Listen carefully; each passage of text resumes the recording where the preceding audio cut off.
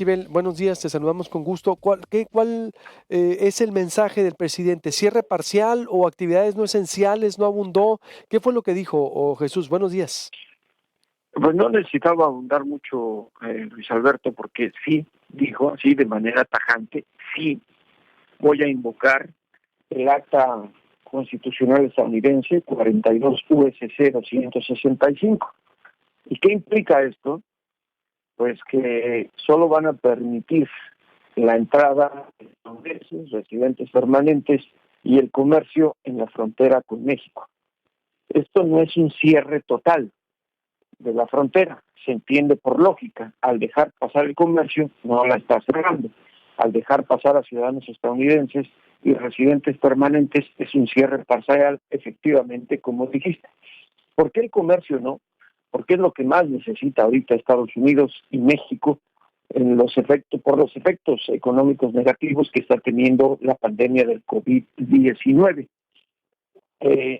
Están a horas.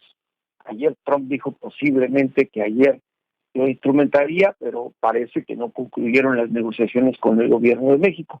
Y es porque también, saltándose el debido proceso, es decir, en incumplimiento con las leyes de asilo nacionales e internacionales, Trump, como lo primero lo reportó el periódico The New York Times, estaría enviando a México a miles de solicitantes de asilo extranjeros que ya llevan tiempo en el territorio estadounidense. Bajo este criterio se estaría también negando, como ya ha ocurrido, el ingreso de otros migrantes que por la frontera norte de México pretenden llegar a las garitas migratorias de Estados Unidos a presentar sus peticiones de asilo. Eso es básicamente a lo que se refiere Trump con la implementación o invocación, como quieras, del Acta Constitucional 42 USC 265. Entonces, van a dejar pasar el transporte que te esté relacionado con el comercio. Digo que es una buena nota. Hasta esta etapa no está cerrado para el comercio, el flujo, Jesús. No, eso no lo pueden cerrar, precisamente en momentos como este.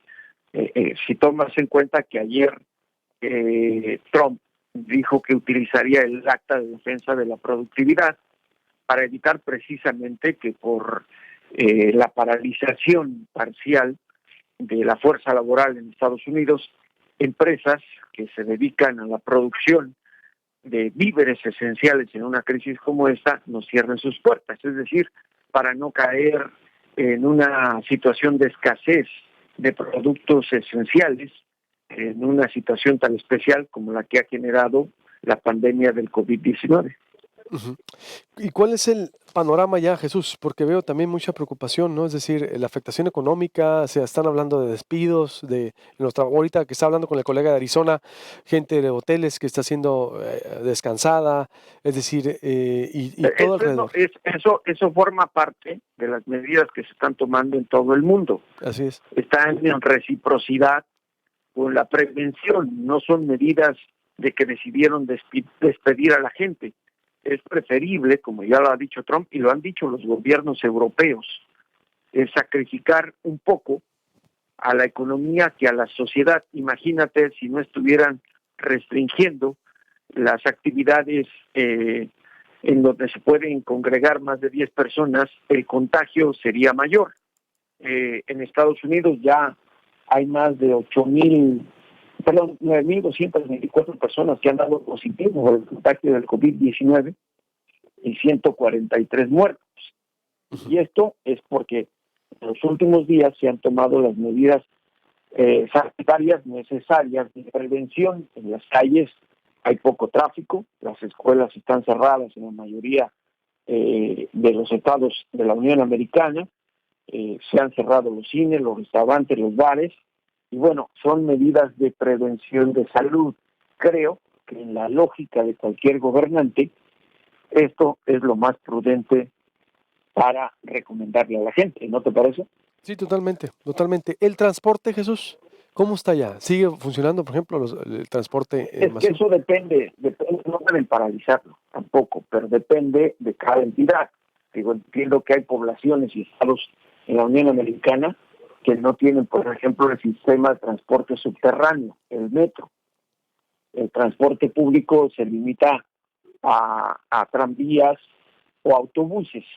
La gente lo sigue utilizando, pero precisamente bajo las recomendaciones de que no salgan, que se permanezcan en cuarentena voluntaria unos 14 días, no hay tanta afluencia en el transporte público, pero no te puedo hablar de todo el país, es muy grande. Son 31 millones de habitantes. En la capital de los Estados Unidos, donde sí hay metro, hay poca asistencia a los trabajos. La mayoría de las personas, los que pueden, quedan a laborar desde casa, y obviamente pues los trabajadores de la industria hotelera, de los restaurantes, bares, cines y teatros, pues se han quedado temporalmente sin empleo. Para ello, Trump pues instrumentó la decisión de inyectarle, que ya fue aprobado por el Congreso, $1 billón a la economía. Esto lo autorizó el Congreso Federal. El día de ayer el Senado lo aprobó por mayoría abrumadora, 90 votos a favor contra 8 en contra, 2 abstenciones. Y bueno, y estas abstenciones porque los senadores no acudieron, porque están en cuarentena a la sesión en el Capitolio. ¿Qué va a hacer Trump? Precisamente a todas las personas que se están quedando sin empleo temporal, o definitivamente, les entregarían un dinero. No se han definido los detalles de cuál sería la cantidad final, y gastaría $500 mil millones de ese billón. Los otros 500 mil son para subsidiar justamente a las empresas que están teniendo que cerrar sus puertas, pero tiene que haber una rendición de cuentas, es decir, definir los parámetros y la rendición de casos con justificación de cerrar sus puertas, porque no cualquiera se va a presentar ante el gobierno y decir, cerré mi negocio sin tener negocio. Tienen que verificar. Lo que sí es muy claro que México va a sufrir un azote económico muy fuerte, porque esto se está contemplando para los ciudadanos de los Estados Unidos, que esto quede muy claro, no para la comunidad de inmigrantes indocumentados. Y ahí sí es donde México va a sufrir consecuencias por el envío de remesas. Sí, totalmente, y esto apenas empieza. Jesús, te agradezco mucho. Como siempre, estamos en contacto. Muchas gracias. Buenos días, Luis Alberto. Buenos días.